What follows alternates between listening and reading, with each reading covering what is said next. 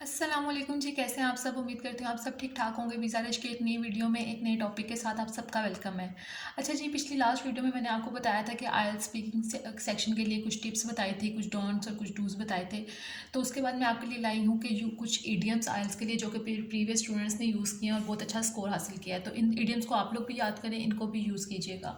ठीक है जी, तो सबसे पहले मैं आपको बताती हूँ टॉप 25 आईएलटीएस ईडियम्स। ठीक है, तो सबसे पहले है bite the bullet. To bite the bullet इसका मतलब है force yourself to do something unpleasant और डिफिकल्ट। इसको इस अंदाज में भी लिया जा सकता है to be brave in a different situation.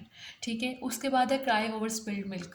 तो इसका तकरीबन सबको स्टूडेंट्स को पहले से ही पता है कि अब पछताए क्या हवा जब चिड़िया चुग गई खेत। जब एक काम पहले से ही हो चुका हुआ है उसके ऊपर पछताने का कोई फ़ायदा नहीं है। ठीक है, थर्ड आ जाता है बेड ऑफ रोजेस। मतलब है कि एन ईजी ऑप्शन या फिर अ प्लेजेंट और ईजी सिचुएशन। ठीक है, उसके बाद जो नेक्स्ट है इसका मतलब है to do something quickly without any hesitation, बगैर झिझक के कोई फ़ौरन काम कर लेना। ठीक है, फिर पांचवा जो है इसके लिए पहले मैं आपको एक एग्जांपल दूंगी।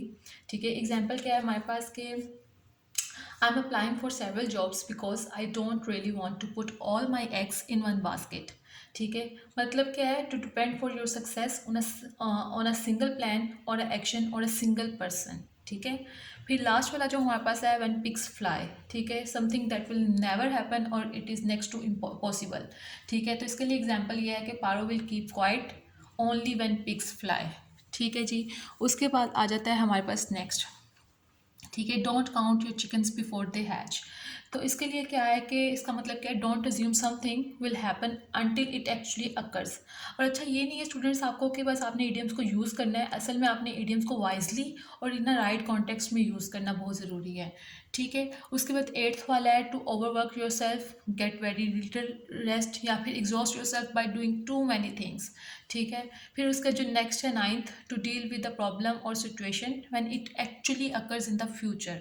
ठीक है, फिर जो टेंथ हमारे पास आ जाता है गो द एक्स्ट्रा माइल। इसका क्या मतलब है to do more than what is required. ठीक है, अच्छा इस तरह के जो छोटे छोटे इडियम्स है ना, मैं आपको ये कहूँगी जो आप इजीली यूज़ कर सकते हैं, जो इजीली आप याद कर सकते हैं, इनको लाजमी आपने याद करना है, इनको लाजमी आपने अपने स्पीकिंग सेक्शन में यूज़ करना है। ठीक है, और ये इजीली यूज़ हो जाते हैं। कोई इन्वेजिलेटर आपसे कोई इस तरह का क्वेश्चन पूछा तो आप उसमें उसको बता सकते हैं। अब जैसे नेक्स्ट है अ हॉट पोटैटो। ठीक है, अ कंट्रोवर्शियल इशू और सिचुएशन दैट इज़ ऑकवर्ड और अनप्लेजेंट टू डील विद। ठीक है, अब मैं आपको इसकी एग्जांपल देती हूँ। The subject of bullying and fighting in my school is a hot potato. ठीक है, द नेक्स्ट वन इज़, ठीक है, 12 sorry, something that happens rarely. फिर आपके पास आ जाता है, हाँ जी, to let that cat out of the bag. अच्छा 13, तो 13 में है टू रिवील अ सीक्रेट और मतलब या फिर ऑफन बाय मिस्टेक। ठीक है, 14 है मिस द चांस। ठीक है, Julia wanted to enter the arts competition या arts class but he was too late and he missed the boat.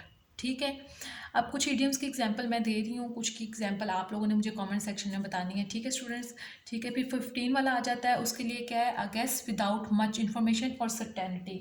ठीक है, उसके बाद हमारे पास आ जाता है 16। ठीक है, it is use to emphasize how charming something और समवन इज़। ड्रॉप डेट हम अक्सर बोलते हैं, अक्सर आप सोशल मीडिया पे भी देखते हैं कि ये वर्ड बहुत इडियम जो बहुत यूज़ होता है।